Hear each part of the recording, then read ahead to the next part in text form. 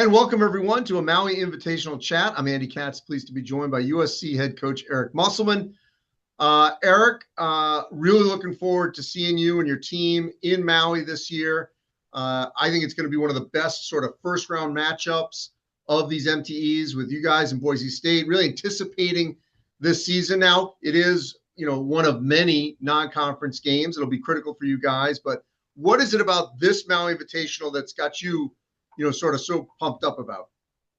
Well, I think just having the experience of already, participating in a Maui Invitational when we were at Arkansas, all three games were phenomenal games. I mean, games that kind of get you ready for the NCAA tournament if you're ever fortunate enough to get into the NCAA tournament because just the excitement, smaller arena, intimate setting, really, this field, really well coached teams.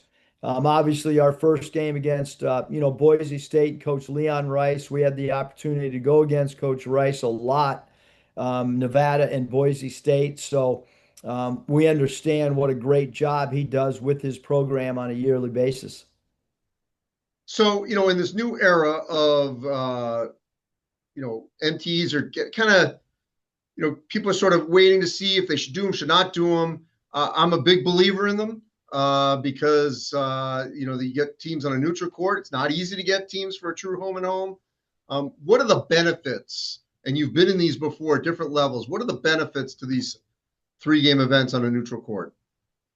Well, I'm going to just, continue to go right back to Maui, Andy, because I really felt, one, you're getting your team ready to play 3 games in 3 nights, and it's a so you start to learn what it's like for a short prep if you're playing in the NCAA tournament on a Thursday, and then you got to turn around and play on a Saturday, if you have a Friday, Sunday in that Or tournament. even your conference tournament where it is every day. Well, the conference tournament for sure is kind of what this thing mirrors, and so your rotations, you got to be you got to be alert, you got to understand in game one, how rotations can also potentially affect game three. You've got to understand how you want to prepare your team because your preparation cannot be the same as it is when you have 4 days prep. And so there's a whole bunch of stuff that go into it. And then I think it's really good for the players, like the experience to go to an MTE and be able to go to Maui is a lifelong experience. I think it's great for your boosters. It's great for alumni. And then the TV exposure. It's much, much different playing in the Maui Classic than it is playing a normal non-conference game. So I think exposure, getting your team ready for conference tournament, getting your team ready for NCAA tournament, all those things make it an incredible event. I've also been a big believer that first game is critical because then you're in the winner's bracket and you're almost guaranteed that you're going to leave an MTE with 3 quad 1 type games. You lose and you may only get 2 depending on what happens to the rest of the bracket. How critical is that first game in these kind of events? Yeah, I mean, I think, it's critical. But I do think the field's, strong enough. If you look at who we potentially could play in game two, you're talking about 2 really, really good programs. So, I think you want to put pressure, but not too much pressure on your team. And so certainly the biggest thing when you go to Maui is, how can you, number one, how do you come out of there with a win? And then hopefully 2 wins, and then you set the goal of 3 wins. But you certainly, and I know that year that we took our Arkansas team going into that thing, we're looking around the field and we were going, hey, we got to come out of here with at least 1 win because you certainly don't want to go and not have success. But if you could ever, leave the island with 3 wins, I think you can carry a lot of, your ball club could have confidence and there can be a little bit of momentum coming out of a really good Maui experience. The other thing is, last year, Michigan State, North Carolina played in a 3rd place game. And Tom Izzo basically said, like, that turned their season, around to where they won it. It was a crazy game.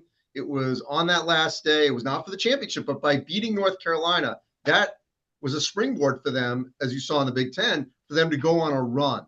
that day 3 when it's, you're not playing for the title, but that game still has a lot of meaning. What do you think of what can occur on that day 3 if you're not playing for the championship?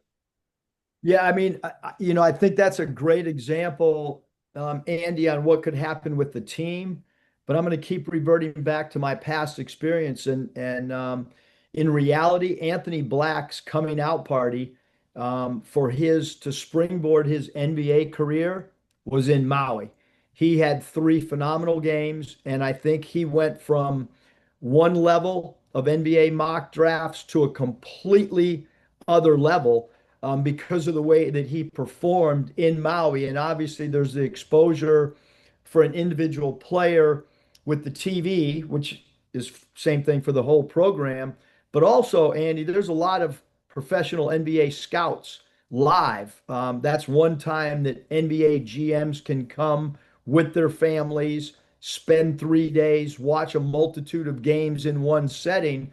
So I think from an individual standpoint, a player can also walk away from a tournament like Maui and can springboard his confidence, and it could also springboard a future as well, because I saw it unfold with Anthony.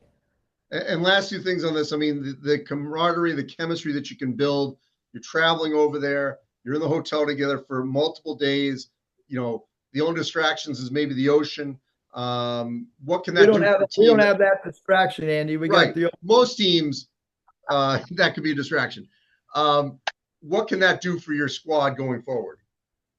I mean, the team bonding stuff is phenomenal, and that, that's the beauty of 3 non-con games all being in the same spot and being a destination city.